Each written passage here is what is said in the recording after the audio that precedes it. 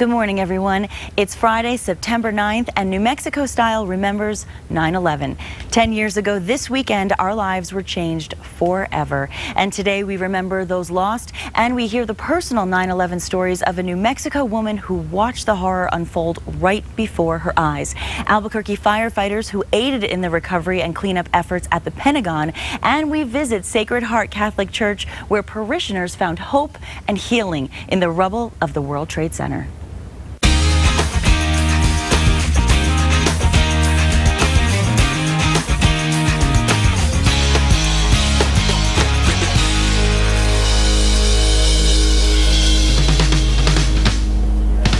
Good morning on this Friday and welcome to New Mexico Style. I'm Nikki and this Sunday marks 10 years since the attack on America. It's hard to believe it's been 10 years. And 10 years ago, veteran radio host Larry Ahrens was on the air at 77 KKOB when America came under attack, and he stayed on the air with his listeners for 16 hours straight. And it is with him that we begin our tribute show this morning. Good morning, Larry. Great to see you, Nikki. Thank you. I'm so happy you're here because I've heard so many wonderful things about you, and it's a pleasure to finally have you with us. Thank you so much. Thank you. Well, as I mentioned, 16 hours on the air. I mean, no matter where you are now, you remember where you were on 9/11. No one could ever forget. And Larry, you were hosting your daily morning show on the air when you heard that there was a small plane crashing into one of the towers. So, you know, if you could just take us back to that moment and start there. Well, I got a call from my wife. She said, you better be aware something's going on in New York. I don't know what it is, but she had called me during the show, during one of the commercial breaks. And then inside the station, you have a squawk box from the network. You guys might have one here. To where the network can talk to the station off the air and say what's going on. And so on the squawk box from the ABC radio network, it came in and said, stations, I'll never forget it, it said, stations, we got a report that a small plane has flown into the World Trade Center in New York. And I remember hearing small plane.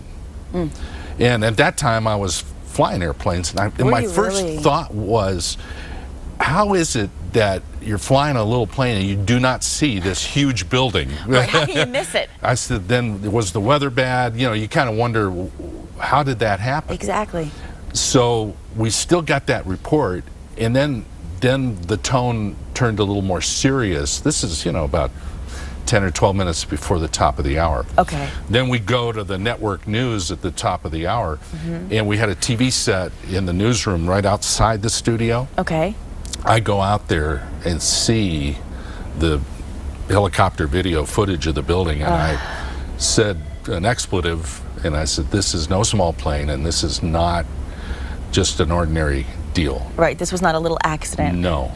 And that, it was that sinking feeling you have when you first realize what's going on. Well, I know as a viewer and as a person from New York, I know what it made me feel like when I saw that image on TV.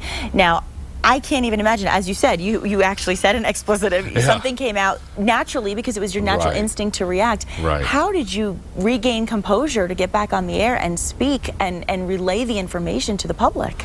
Well, I remember that day the information was just coming at us from every direction. Oh, I bet. And being a news talk station, because we just dropped everything. And the network was trying to catch up with it, and we're trying to catch up with it. And that first hour, I can't even remember what we did. But then, the blur, the fog of info. But as things started to, suddenly we had our hands around what was really going on, and that second plane hit, then you really kind of go into a different mode. And what I remember most about that day was taking all the info that's coming at us, and it was, you ever been in the zone before?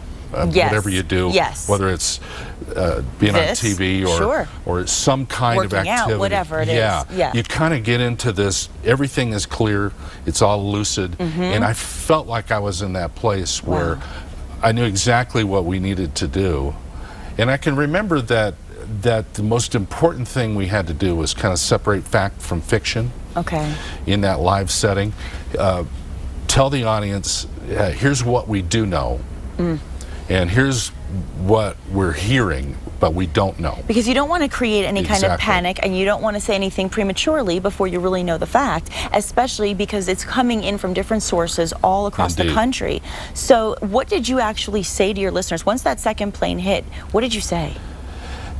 You know, you can't remember the exact words, but you can remember, I can remember that I knew I had to be reassuring. Okay, yes. That I had to be the voice of reason here. Absolutely, absolutely. And let people know that, you know, I always looked at my job this way.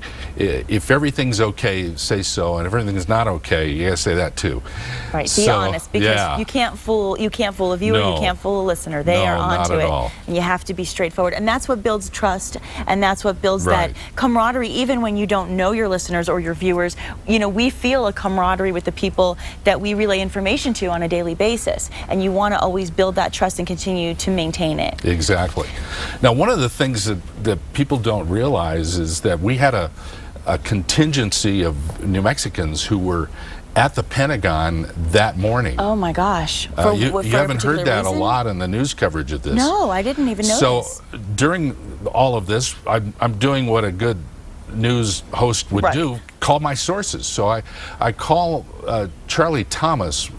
In fact, I saw Charlie about a month ago, but he used to be the commander out at Kirtland Air Force Base. And was our go-to guy when it came to military things. That he was our expert that we called. So you called him personally? So I called him. His wife answers the phone. Wow.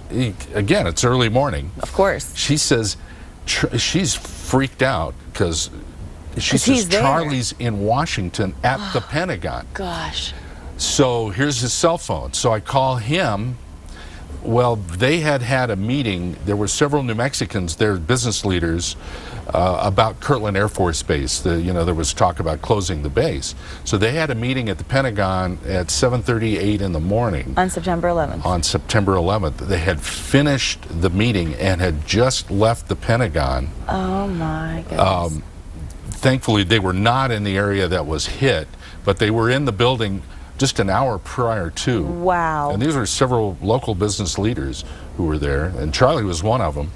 And what did he say to you? Well, they saw the plane.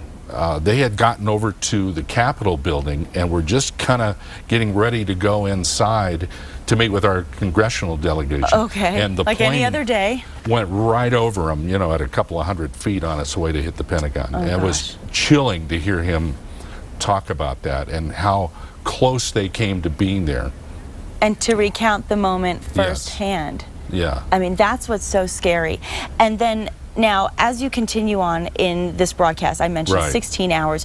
What gave you, I know you said you were in the zone. I know, I mean, you said you were in that zone. But what kept you going? I mean, what kept you with that energy that you were able to keep going? Because I know, like I said, for myself, I just was glued to the TV. I don't think I could speak. Well, it's the same thing. I'm just, what are we going to see next? What's going to happen next?